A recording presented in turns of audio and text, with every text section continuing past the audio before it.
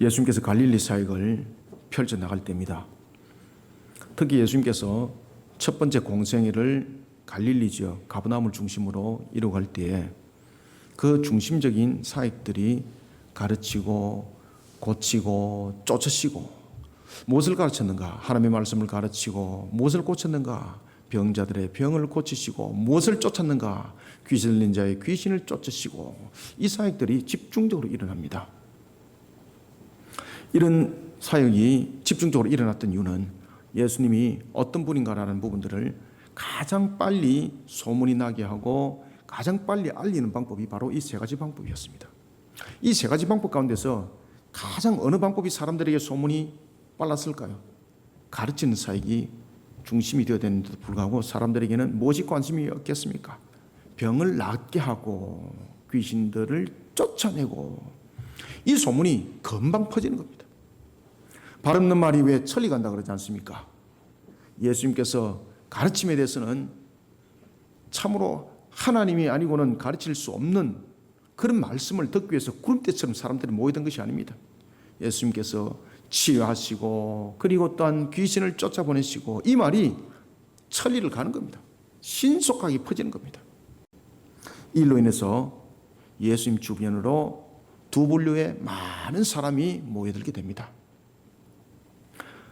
한 분류의 사람은 예수님께서 일으켰던 그 사건 그리고 또한 예수님께서 일으켰던 그 기적의 역사 이것을 자신의 눈으로 확인하기 위해서 소문이 아니라 확인을 하기 위해서 모이던 무리들이 많았습니다. 그런가 하면 또 한 무리는 예수님의 놀라운 가르침과 그리고 또한 치유의 현장에 직접 있었던 증인들 그들이 사람들을 데리고 오는 겁니다. 이런 가운데 예수님께서는 가버나움에서 사명을 사역을 할 때에 갈릴리 지역에서 사명 사역을 감당할 때에 베드로의 집을 임시 처소로 씁니다. 예수님께서 베드로의 집을 임시 처소로 썼던 그 집에 많은 사람들이 모여들기 시작했습니다. 그런데 오늘 여기서 우리가 짧은 본문이 3절인데 여기서 특이한 점을 발견하셔야 됩니다. 그것은 마가가 강조하고 있는 것이 있습니다. 마가가 강조하고 있는 것이 사람이 많이 모여들었습니다. 그러면 우리가 일반적으로 생각할 때에 어디에 중심이 있는 겁니까? 많이 모인 사람들의 사람이 중심이 있습니다. 그런데 지금 마가의 포인트가 크게 있지 않습니다. 저물어 해질 때에 그리고 모였는데 이 모인 무리를 온 동네가 그 문 앞에 모였다는 겁니다. 언제? 해가 질 때에. 사랑하는 성도 여러분, 마가는 사람들이 모인 시간과 그 모습을 무엇 때문에 강조했을까요? 우리는 병든 자들과 그리고 귀신 들린 자들을 치유하는 현장을 통해서 우리는 먼저 세 가지의 모습을 되새길 필요가 먼저 있습니다. 그 세 가지 모습은 뭔가 하면 기회와 관련된 겁니다. 항상 누구에게는 기회가 있습니다. 그러면 우리가 기회가 주어졌을 때는 어떤 모습을 가져야 되는가? 반드시 그 기회를 차지할 수 있는 그 기회를 붙잡을 수 있는 결단이 반드시 필요합니다. 기회가 왔는데 결단이 없으면 그냥 지나가는 바람과 같습니다. 그래서 기회가 왔을 때는 반드시 결단이 있어야 됩니다. 그 다음에 두 번째는 그 기회를 붙잡고자 하는 의지가 반드시 있어야 됩니다. 그 다음에 세 번째는 오늘 본문 속에서 우리에게 조명해 주고 있습니다. 기회가 왔을 때에 그 의지로 반드시 그것을 붙잡아야 되는데 문제는 이것이 우리가 가지고 있는 개인의 역량 또는 개인적인 어떤 의지 바탕 이것이 아니라 신앙이 바탕이 되어야 됩니다. 이것을 조명해 주고 있습니다. 우리는 이것을 바탕으로 예수님 주변에 모이던 무리를 통해서 세 가지의 우리는 교훈을 얻을 수가 있습니다.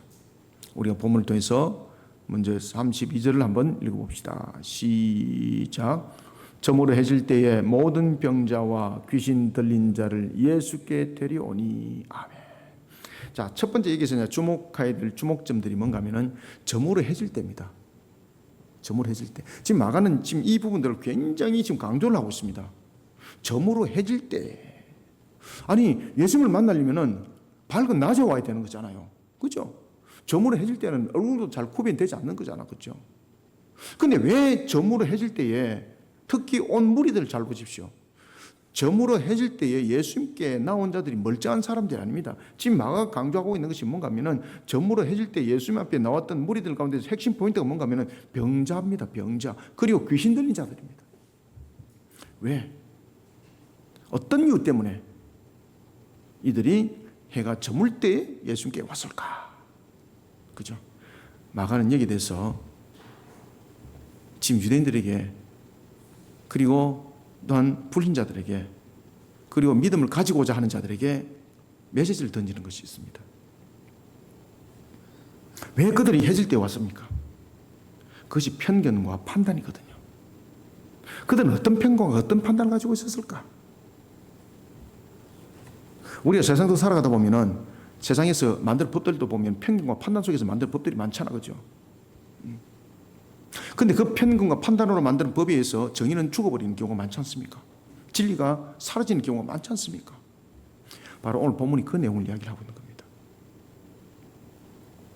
우리는 어떤 기회를 주어졌을 때도 마찬가지고 어떤 환경을 주어졌을 때도 마찬가지고 그 환경과 기회를 우리가 반드시 회복시키고 나가는 부분들은 신앙적 관점 속에서 의지와 결단들이 결정되지 못하면은 결국은 우리는 미련 속에 무너지게 되고 환경 속에 무너짐을 당할 수밖에 없는 겁니다. 따라서 우리는 오늘 본문을 통해서 결단이 있는 어떤 걸음을 걸어야 되는가, 기회가 주어졌을 때에 어떤 환경을 먼저 바라볼 것인가, 어떤 기회가 주어졌을 때에 무엇을 바라봐야 되는가. 먼저 첫 번째 32절 통해서 우리에게 말씀을 조명해 주고 있습니다. 우리에게 교훈을 주고 있습니다. 첫 번째는 세상의 편견과 판단에 사로잡혀 불행한 세월을 살아가지 않도록 우리는 세상의 영혼들로 하여금 결단 있는 신앙의 걸음을 걷도록 진리의 복음을 세상 가운데 전가하는 정인이 되어야 합니다. 마가는 예수님을 향해서 나온 자들의 시간을 특별히 강조합니다. 귀신 들린 자들과 병든 자들이 예수님께 나온 시간을 해 저물 때라고 기록하고 있습니다. 이유는 바로 안식일의 규범 때문에 그렇습니다. 지금 마가가 지금 무슨 이야기를 하고 있는가 하면은 이들이 예수님께 나올 때에 그들이 예수님이 거하는 가버나움에 그들이 도착했습니다. 그 근처 왔습니다. 그런데 그때가 안식일이었습니다. 예수님께 나가지 못하는 겁니다. 왜? 뭐 때문에? 유대인들이 가지고 있는 안식일의 규례 때문이었습니다. 병든 자를 치료하고 귀신을 쫓아내는 행위를 장로의 유전, 그들이 만드는 거죠. 그들이 만드는 안식법이죠. 그들이 만든 안식법에 의하면은 이것이 노동행위가 되는 겁니다. 일하지 마라. 그죠? 그 일을 하는 겁니다. 그러니까 안식일 날 치유하고 귀신을 쫓아보내는 그것을 일하는 행위로 보는 겁니다. 그 규범에 의해서 그들이 예수님 앞으로 나가지 못했던 겁니다. 왜? 유대인들은 보면 해 지는 시간을 한 날의 경계선으로 잡았거든요. 해가 질 무렵이면 한 날이 끝나는 날입니다. 그래서 대체로 보면 오후 또는 저녁 6시가 대체로 보면 한 날이 지나는 시간이라 이렇게 보시면 됩니다. 그런데 이 법의 적용을 받지 않도록 안식이 끝나는 해지는 시간을 분명히 기다렸습니다. 그리고 그들이 예수님께 나왔습니다. 그러면 상대적으로 생각을 해보자고요. 해가 진 것은 안식일 부분에 대해서 날이 이제 바뀌었기 때문에 나올 수는 있지만은 일반적인 사람들이 해질 때는 쉼을 가지잖아요. 예수님도 낮에 온종일 사역 사명 속에서 육신을 가지고 계시는, 비록 사람의 몸으로 성육신 하셨지만은 신성이 인성을 취하여서 한격을 이루셨지만은 그럼에도 불구하고 완전하신 하나님이지만은 완전하신 인간의 몸을 입고 계셨거든요. 여전히 힘든 것은 힘들고 피곤한 것은 피곤합니다. 그러면은 예수님을 만나기 위해서는 해 질 때가 아니라 해 뜰 때 와야 되는 거지 않습니까? 그럼 그들이 안식일을 왔으면 안식일을 만나면 되는 거잖아요. 근데 그들이 안식일을 왜 못 만났을까요? 율법에 의해서. 그것도 하나님께서 정한 법이 아니라 자신들 정한 장로 유전에서 못 나가는 거예요. 그러니까 얼마나 어리석어요. 얼마나 어리석은 판단입니까? 얼마나 그들이 만드는 편견입니까? 그러나 그럼에도 불구하고 예수님께서는 그들을 만납니다. 그리고 치유하고 회복시킵니다. 자신에게 나온 자를 물리치지 않습니다. 다음날 오세요라고 마다하지 않습니다. 32절을 다시 한번 읽읍시다. 시작. 저물어 해질 때에 모든 병자와 귀신 들린 자를 예수께 데려오니 아멘. 하나님을 향한 신앙의 걸음에는 크게 두 가지 유형이 있습니다. 하나는 이사야서 28장 7절에 잘 나타나죠. 우리가 분명히 하나님을 향해서 나아간다고 말합니다. 오늘 본문이 바로 장로 유전 속에서 그들이 머물렀던 이 관계가 바로 이사야 28장 7절에 해당되는 내용들입니다.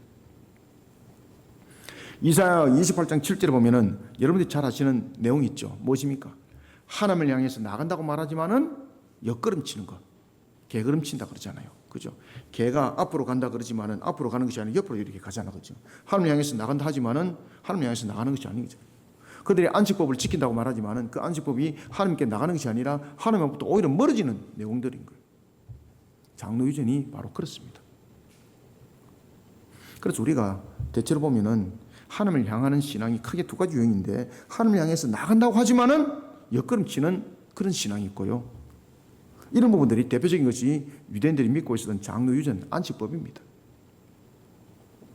그런가 하면 두 번째는 시편 40편의 2절의 말씀처럼 하나님께서 견고하게 해주는 걸음이 있습니다.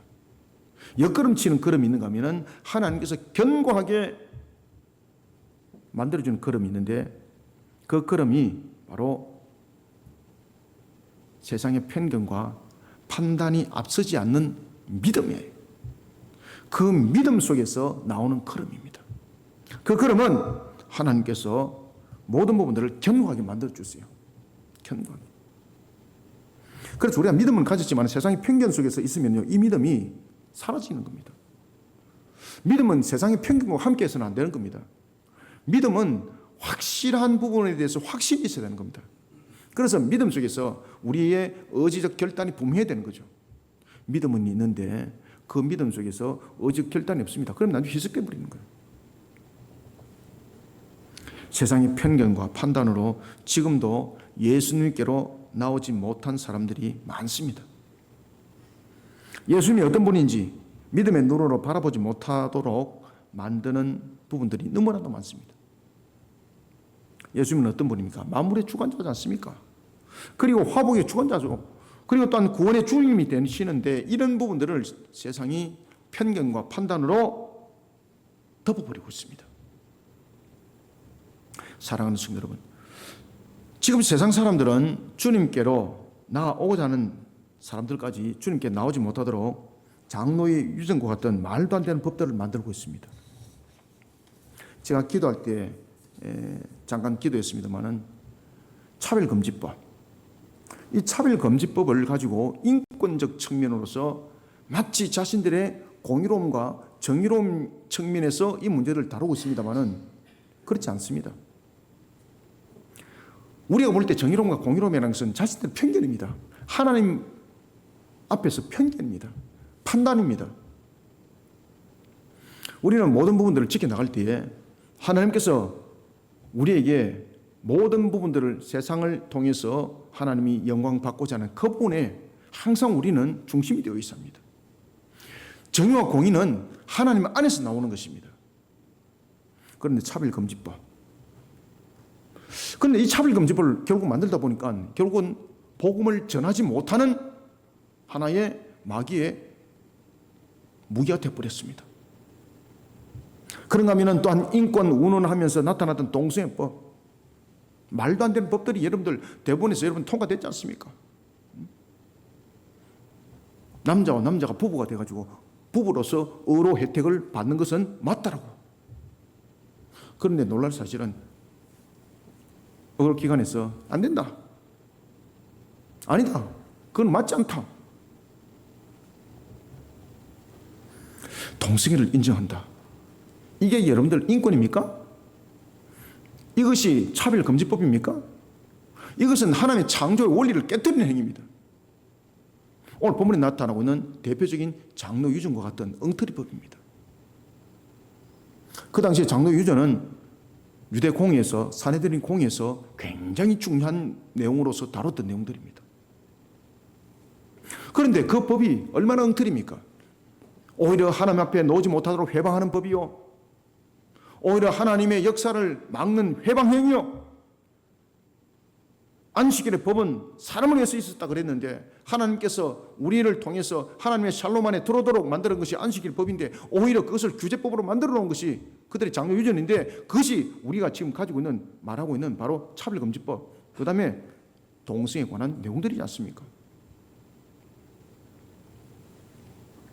세상의 영혼들은 이런 부분에 대해서 알지 못하면서 오히려 기독교에서 이 부분들을 거부를 하는 운동을 하니까 기독교 집단화, 이기적화, 말도 안 되는 소리를 하고 있는 겁니다. 그러면서 어제도 대구에서 이 케어 축제를 하면서 경찰들과 충돌을 하고 마귀의 세상이 이렇게 판을 치고 있습니다.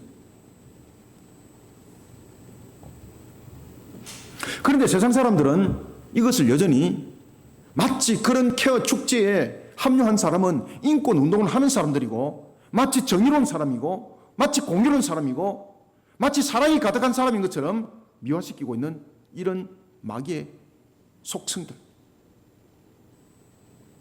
세상 사람들은 여기에 대해서 판단하지 못하고 있습니다. 세상 사람들은 여기에 대해서 편견을 가지고 있습니다. 세상의 영혼들은 이런 불행의 세월을 살아가고 있습니다. 그러면서 예수님 앞으로 나오기를 주저하고 있습니다. 장로 유전과 같이 하나님을 향해 옆걸음을 치게 만드는 세상의 편견과 판단, 영혼들이 사로잡혀 있습니다. 이런 불행한 세월을 살아가고 있습니다. 그러면 우리는 여기에 대해서 어떤 책임이 있는가? 그들을 팽개치는가? 그들을 그냥 규탄하고 말 것인가? 우리는 여기에 대해서 책임을 가져야 합니다.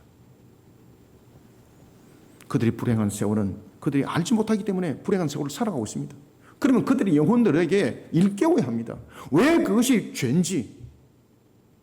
그래서 하나님의 말씀을 바르게 흘려보내는 것이 얼마나 중요한지 모릅니다. 반대 운동만 하는 것이 아닙니다. 가장 중요한 것은 하나님의 말씀에 대한 진리의 말씀을 세상 가운데 흘려보내야 되는 것입니다. 그런데 하나님의 말씀은 닫아버린 상태 속에서 반대적인 세력만 가지고 부딪히니까 기독교 집단화, 기독교 이기화, 이것만 이야기를 하고 있는 거예요. 세상의 영혼들이 잘못된 안식법과 같은 유전에 사로잡혀 옆걸음을 치지 않도록 결단이 있는 신앙의 걸음을 걸을 수 있도록 진리의 복음을, 그리고 진리의 말씀과 바른 교리를 세상 가운데 전가하는 정인들이 저와 여러분들이 되기를 소원합니다. 그 다음에 두 번째 33절을 함께 읽습니다. 시작. 온 동네가 그 문 앞에 모였더라. 아멘. 마가가 굉장히 함축적인 단어를 많이 쓰죠, 그죠? 여기서 또한 중요한 것은 뭐겠습니까? 여기서는 지금 수사법을 쓰고 있거든요. 수사법을 쓰고 있는데 문법에서 지금 무엇을 쓰고 있습니까? 의인화를 쓰고 있죠. 무엇이 지금 의인화가 됐습니까? 문이 의인화가 됐잖아요. 문이 걸어다니나요? 아니잖아, 그죠? 온 동네가 그 문 앞에 모였다. 온 동네가 어떻게 그 문 앞에 모입니까? 그래서 동네를 왜 의인화를 했을까? 왜 이런 수사법을 썼을까? 이유가 있습니다. 온 동네는 무엇을 표현하고 있을까? 그래서 우리는 33절을 통해서 깨달아야 할 것은 길 잃은 영혼들이 주님 품으로 인도받을 수 있도록 자신이 열린 문이 되고 은혜의 통로가 되도록 헌신과 희생의 결단 있는 걸음으로 주님의 때를 만들어가는 자들이 되시길 바랍니다. 오늘 본문이 이 내용 속에서 굉장히 중요한 이야기를 하고 있습니다. 예수님의 소문을 듣고 회복을 받기 위해 모이던 무리, 소문대로 기적의 역사가 일어나고 있는지 확인하기 위해서 모이던 무리들, 이 무리들이 지금 다양했다는 겁니다. 그래서 여기서 말하는 온 동네는 지금 그것을 표현하고 있습니다.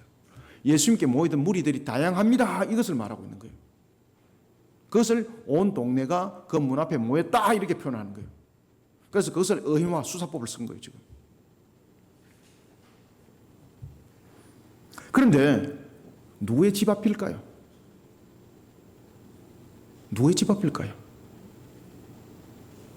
왜 여기서 누구의 집 앞인지를 이야기를 안 했을까요? 왜? 이미 앞에서 이야기를 다 했으니까. 누구의 집이었죠? 베드로 집이었습니다. 베드로 집. 예수님께서 베드로 집에 거하면서 베드로 장모가 열병에 걸려 있었던, 화병에 걸려 있던 것도 치유하고 회복시키시고 그런 기적 역사를 일으켰던 그 속에 사람들이, 온 동네라는 것은 무엇을 표현하고 있는가 하면은 여러 가지 분류의 사람들을 표현하고 있습니다. 예를 들면은 치유받았던 사람들이, 그리고 또한 회복받았던 사람들이, 많은 사람들도 데리고 왔죠. 그죠? 그런가 하면은 소문을 들어서 온 사람도 있죠. 그런가 하면은 또 치료받기 위해서 가족들 중에서 병든 자, 귀신 들린 자들을 또 데리고 오는 그런 가족들의 무리들도 있었습니다. 그래서 그것을 온 동네라고 말하는 거예요. 온 동네. 온 동네. 그것을 의문화로 표현했고 그것을 수사법으로 쓴 겁니다. 거문 앞에 모였더라. 그 거문이 누군가? 베드로의 집입니다. 여기서 강조하는 것이 있습니다. 베드로의 집이 어떤 모습으로 변합니까? 베드로 집은 평범한 집이었습니다. 물론 베드로는 일반 사람들보다는 부유하게 살았습니다. 그러니까 그의 장모도 거기서 얹혀 사는 거죠. 베드로 집이 절망 가운데 놓인 자들에게 희망의 집으로 바뀌집니다. 여기에는 베드로의 숨은 헌신과 섬김이 있었기 때문에, 그 자기 희생이 있었기 때문에 절망의 사람들이 거기에 모여서 희망과 그리고 소망을 안고 가는 겁니다. 33절을 다시 한번 읽습니다. 시작. 온 동네가 그 문 앞에 모였더라. 아멘. 그래서 여러분들은 그 문에 장본인이 여러분들의 문이 되시길 바랍니다. 여러분들의 직장, 여러분들의 가정, 여러분들의 사업장, 베드로의 그 문이 되시길 바랍니다. 그러면 어떤 역사가 일어나는가 아십니까? 그래서 성경 구절에 보면은 하나님께서 반드시 대갚아 줄 것에 대해서 요한복음 12장 26절과 마가복음 9장 41절 메모를 딱 해놓으십시오. 그 두 문장이 반드시 연결됩니다. 베드로의 숨은 헌신과 섬김이라는 자기 희생이 함께했습니다. 요한복음 12장 26절을 먼저 한번 볼까요? 요한복음 12장 26절에서는 무엇을 증가하고 있습니까? 자, 이런 말씀을 주고 있습니다. 사람이 나를 섬기려면 나를 따르라. 나 있는 곳에 나를 섬기는 자도 거기 있으리니 사람이 나를 섬길 때에 내 아버지께서 그를 귀히 여기시리라. 아멘. 그를 어떻게 한다고요? 귀히 여긴다 그랬습니다. 굉장히 포괄적이잖아요. 그런데 마가복음에 그것을 더욱더 핵심적으로 조명해 주고 있습니다. 자, 여기서 내 아버지께서 그를 귀히 여기실 것이라 했습니다. 길 잃은 영혼들이 주님 품으로 인도받을 수 있도록 베드로처럼 자신이 열린 문이 되고 은혜의 통로가 됐을 때는, 그리고 또한 은혜의 통로가 되기 위해서는, 열린 문이 되기 위해서는 먼저 선결되어야 될 것이 있는데, 그것은 바로 자기 헌신과 자기 희생입니다. 그러면 일반적으로 계산해 보면 자기 헌신과 자기 희생은 멍청한 짓이잖아요. 왜? 생기는 것이 하나도 없는데. 그죠? 이게 세상적인 방법이죠. 이것이 세상의 계산법입니다. 그런데 그렇게 해서 주님의 때를 만들어가는 헌신과 희생의 결단, 하나님이 기억한다 그랬습니다. 그러면 하나님이 어떻게 기억하실까? 마가복음 9장 41절에 딱 증가하고 있습니다. 뭐라고 증가하고 있습니까? 누구든지 너희가 그리스도에게 속한 자라 하여 물 한 그릇은 가벼운 거잖아요. 그죠? 물 한 그릇이라도 주면 내가 진실로 너에게 이르노니 그가 결코 상을 잃지 않으리라. 아멘. 하나님께서는 하나님의 때를 예배하기 위해 공경에 취한 선자를, 또는 하나님의 나라를 위해서 달려가는 사역자를 도울 때 물 한 그릇이라는 것은 가벼운 것이었거든요. 그런데 고대 근동 속에서는 갈증을 가지고 있는 자에게 물 한 그릇은 굉장히 귀한 것입니다. 필요한 것이죠. 그래서 이 물 한 그릇은 두 가지로 비유됩니다. 필요한 것을 공급한 자, 또는 하찮은 거라도 공급한 자, 다 전부 다 포괄적으로 그 한 그릇을 담고 있습니다. 어떻게 할 것이다? 결코 그 상을 잃지 않을 것이다. 그래서 이 땅에서도 갚아준다 그랬습니다. 어떤 것으로? 그 물 한 것을 가지고 가장 복된 것으로 되갚아 줄 것을 약속하셨습니다. 베드로처럼 길 잃은 영혼들이 주님 품으로 인도받을 수 있도록 자신이 열린 문이 되고 은혜의 통로가 되시길 바랍니다. 이를 위해 무엇보다 자기 헌신과 자기 희생의 결단이 있는 걸음이 반드시 필요합니다.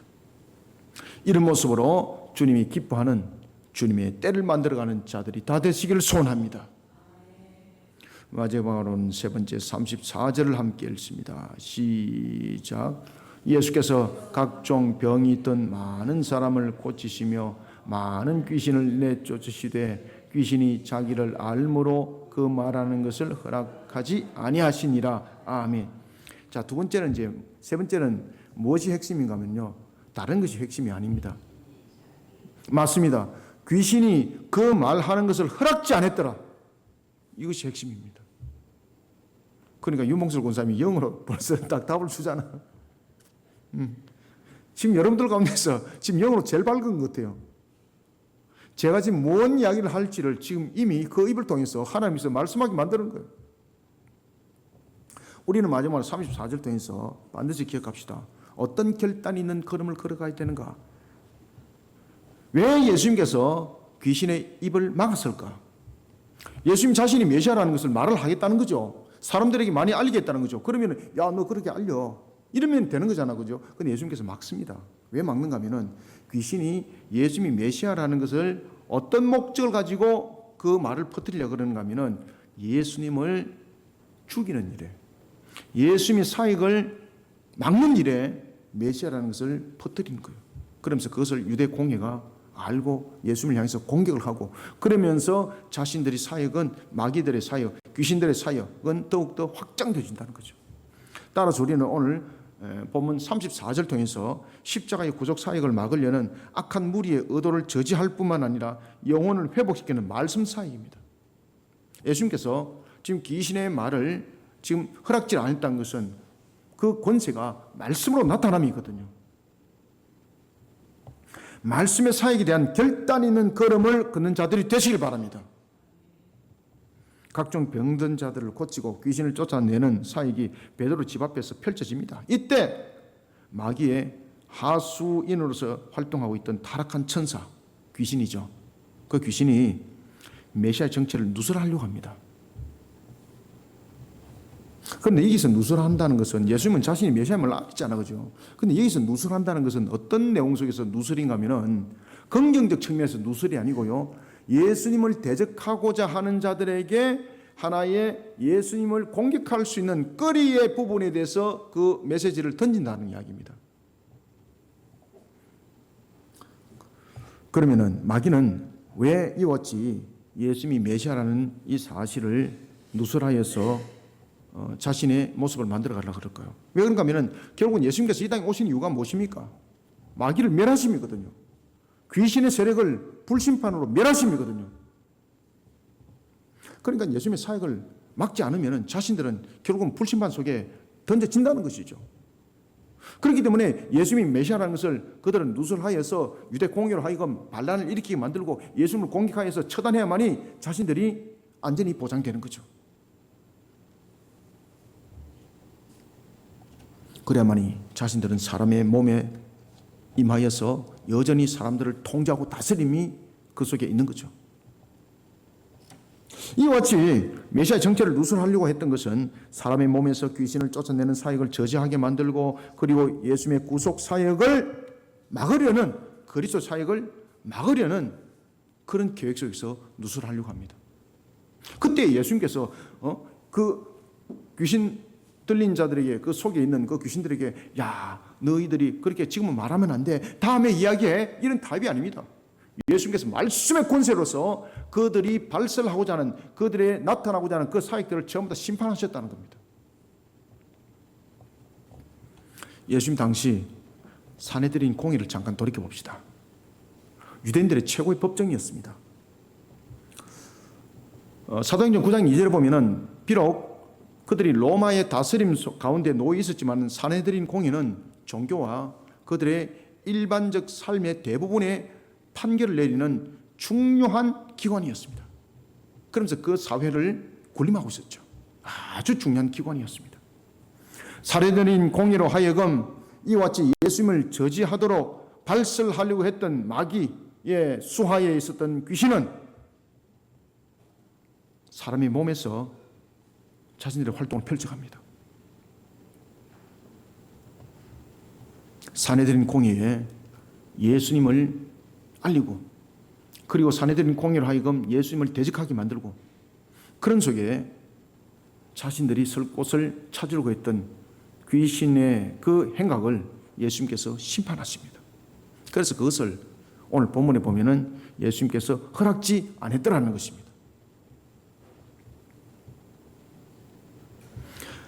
귀신의 이 행각을 아셨던 예수님께서는 악한 무리들의 의도를 저지합니다. 34절을 다시 한번 읽읍시다. 시작.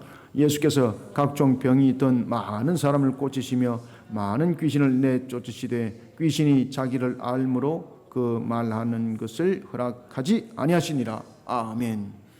귀신을 쫓아보낸 것은 단순한 축기가 아닙니다. 유대교도 축기가 있었고요, 이방 종교도 축기가 있었습니다. 예수님께서 쫓아보냈다는 것은 그 귀신이 사람 몸 밖에서 나가서 다른 곳에 갔다는 것이 아닙니다. 자, 여러분 생각해 보십시오. 귀신이 사람 몸에서 나갔습니다. 그러면 그냥 떠돌아다닙니다. 그럼 이 귀신이 어디 가겠습니까? 다시 사람 몸으로 드러나는 거잖아요. 그럼 예수님께서는 이 사람에게 혜택 주고 다른 사람을 괴롭히는 결과가 되는 겁니다. 예수님께서 귀신을 내쫓았다는 것은 무슨 말이에요? 불못에 던져버렸다는 겁니다. 요한계시록에 유황 불못에 던졌다는 겁니다. 그것이 내쫓았다는 겁니다. 심판했다는 것입니다. 심판은 잠깐 몸 밖에서 놓은 것을 말하고 있지 않습니다. 그러니까 마귀의 하수 역할을 하고 있는 타락한 천사들이 사람의 몸에서 자신들이 왕국을 형성하고 있었는데 예수님의 심판이 있어 불못에 던지니까 이것을 막아야 되는 거잖아요. 그러니까 결국은 예수님이 메시아라는 사실을 전했을 때에 가장 적대 세력이 사내들인 공의였거든요. 그러니까 사내들인 공의 속에서 퍼뜨려서 예수님을 공격하려고 그러니까 예수님이 이미 아시고 허락지 않았다는 거죠. 허락지 않았다는 것은 그들과 타협했다는 뜻이 아닙니다. 야, 너희들 좀 다음에 좀 전해줘, 이 사정을 했다는 것이 아닙니다. 심판하셨다는 겁니다. 그들이 그 뜻을 이루지 못하도록 심판하셨다는 겁니다. 불못에 던지셨다는 겁니다. 무엇으로? 말씀으로. 아시겠습니까? 그래서 우리가 예수 그리스도께서 이루신 그 말씀으로 우리가 귀신을 쫓을 때 그 능력이 있다 그랬습니다.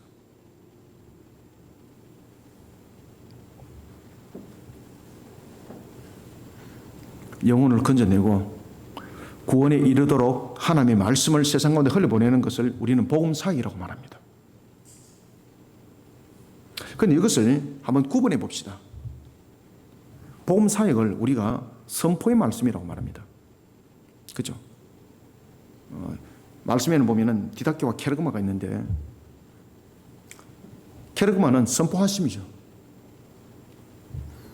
세상 가운데 말씀을 흘려보내는 것, 우리가 두 가지 유형이 있습니다. 첫 번째는 복음사역입니다. 복음사역은 선포하는 말씀입니다. 그런가 하면 마귀의 미혹에 넘어가는 자가 되지 않도록 영혼들을 말씀에 견고하게 세우는 것이 있습니다. 가르친 말씀이죠. 그래서 디다케입니다. 선포의 말씀과 가르친 말씀. 우리는 이 사이에 사활을 걸어야 합니다. 영혼이 회개하고 주께로 돌아오는 말씀 사이에 대해 결단 있는 걸음을 걸어가야 합니다. 오늘도 죄인을 구원에 이르게 하는 진리의 길을 막기 위해 귀신의 활동이 다양하게 일어나고 있습니다. 에베소서 6장 17절에 의하면 하나님의 말씀은 마귀를 물리치는 검입니다. 권세와 능력입니다. 그래서 말씀의 검이라고 말하지 않았습니까? 히브리서 4장 12절에 의하면 하나님의 말씀은 살아있다 그랬습니다. 그리고 이것을 표현할 때 활력이라고 말했습니다. 그러면 이 활력은 혼과 영과 육과 골수를 찔러 쪼갠다고 하였습니다. 십자가 구속 사역을 막으려는 악한 무리의 의도를 우리는 무엇으로 저지할 수 있겠습니까? 말씀으로 저지해야 되는 겁니다. 세상 속에서 말씀을 흘려보내야 되는 것입니다. 세상 사람들이 하나님의 말씀의 진리를 깨달아야 되는 것입니다.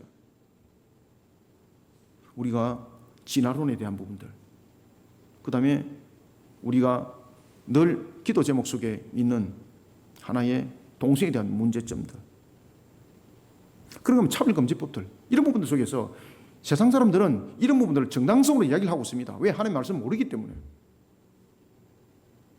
우리가 반대만 한다고 이것이 성사가 되지 않습니다. 그들에게 깨닫도록 가르쳐야 됩니다. 하나님의 말씀은 제가 방금도 말씀드렸던 것처럼 기독교인들 속에 머무는 말씀이 아닙니다. 하나님의 말씀은 캐르그마 디다케입니다. 세상을 향해서 하나님의 말씀을 가르쳐야 합니다. 흘려보내야 합니다. 기독교는 옹달샘이 아닙니다. 말씀은. 그래서 말씀은 가르치는 말씀이 있고 선포하는 말씀이 있습니다.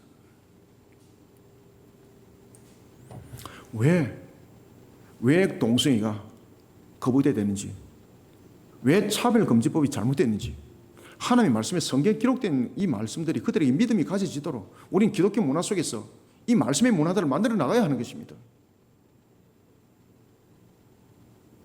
그러지 못하니까 세력 간의 충돌로만 바라보고 있는 겁니다. 오늘도 영혼들을 회복시키는 말씀사에게 대해 결단 있는 걸음을 걸어가는 저와 여러분들이 다 되시기를 소원합니다. 말씀을 맺겠습니다. 하나님께서 이미 주신 말씀을 통해 이 시대를 향해 말씀하고 계십니다. 이 시대 위에 세워진 우리를 향해, 그리고 나를 향해 무엇을 해야 되는지 말씀을 주고 계십니다. 세상의 편견과 판단에 사로잡히면 신앙의 걸음이 보이지 않습니다. 예수 그리스도가 구세주라는 사실이 거짓말이고 한편의 주장으로만 들려질 뿐입니다. 지금의 세상이 이런 모습을 하고 있습니다. 예수님께서 사역을 펼칠 때 병든 자들과 귀신 들린 자들이 예수님께로 나오지 못하도록 안식일 법을 지키기 위해 저녁이 되기를 기다립니다. 세상이 이처럼 이런 어리석음 속에 묶여져 있습니다. 이처럼 세상은 영혼들 하여금 구세주인 예수님 앞으로 나오지 못하도록 별의별 규제와 제도, 핑계거리를 만들어 놓고 있습니다. 우리는 여기서 결단해야 됩니다. 세상의 영혼들로 하여금 결단 있는 신앙의 걸음을 걷도록 진리를 세상 가운데 전가하는 정인의 길을 걸어가는 그 일에 주저함이 없어야 합니다. 그래서 이것을 신앙적 의지의 결단이라고 말하는 겁니다. 신앙의 의지적 결단이 반드시 있어야 합니다. 진리를 전가하는 말씀 사이에, 그리고 또한 그 말씀 사이과 함께 베드로처럼 하나님이 기뻐하는 주님의 때를 만들어가는 복 있는 자들이 베드로처럼 되시길 바랍니다. 베드로처럼 하나님의 때를 만들어가는 열린 문이 되고 은혜의 통로가 되어야 합니다. 이를 위해 헌신과 희생의 결단이 있는 걸음을 걸어가는 일에 주저함이 없기를 주님의 이름으로 축원합니다. 하나님 감사합니다. 주님께서 오늘도 우리에게 베푸시는 은혜의 꼴의 양식, 우리로 하여금 결단 있는 걸음을 걸으라 하였습니다. 결단은 의지를 말하는 것인데 이 의지는 우리의 인본적 속의 의지가 아니라 신앙의 의지의 결단이라는 것을 다시 한번 우리에게 조명해 주었습니다. 세상은 각양의 방법을 통하여서 믿음을 가지지 못하도록, 주님 앞으로 나오지 못하도록 여러 가지 제도를 통해서 만들어 나가는 것이 있습니다. 자신들의 정당성, 자신들의 공의, 많은 사람들이 이것을 찬성하고 있습니다 라는 말로 덮여진 민주. 그러나 그 속에는 하나님 안에서 공의가 없고 하나님 앞에서 정의가 없었습니다. 이런 편견과 판단 속에서 만들어진 차별금지법, 동성애에 관한 것들, 진화론에 관한 것들, 이런 부분들이 우리가 일상적으로 보편적으로 받아들이고 있는 내용들입니다. 하나님, 이런 속에 우리가 기독교인으로서 온전하게 사명을 감당하지 못한 점을 먼저 회개합니다. 오늘도 세상을 향해서 우리가 진리의 말씀으로 선포하고 또한 가르쳐 나가는 사이에 하나님의 주인 사명을 감당하며 또한 길 잃는 영혼들이 자신의 집 앞에 모이들도록 헌신하고 섬겼던 베드로처럼 자기 희생과 헌신을 아끼지 않는 걸음을 걸어가는 신앙의 여정 속에 우리가 쓰임받게 하여 주옵소서. 따라서 펼쳐주시고 열어주신 모든 말씀들이 하늘의 꼴의 양식이요 우리 모든 성도들에게 은혜 담비가 되도록 오늘도 주신 말씀 속에 깊은 깨달음을 다하여 주시길 원합니다. 이것이 어찌 사람의 지식으로 판단으로 또한 깨달아지고 알아지겠습니까? 성령님, 우리에게 기름을 부어주시고 우리에게 주신 말씀이 더욱더 깨달음이 하나님의 결실을 맺어가기에 부족함이 없도록 은혜 담비로 역사하여 주옵소서. 오늘도 주신 말씀이 우리의 꼴이 되고 양식이 되어 결실을 맺는 신앙의 여정의 걸음들을 힘있게 걸어갈 수 있도록 이런 가운데 우리 거리심 교회가 중심에 세워지고 바티스 사명사역이 있사오니 성령님 강력하게 역사하사 주님의 때를 세워나가는 바티스 사역 위에 역사하여 주옵소서. 예수님의 이름으로 기도드립나이다. 아멘.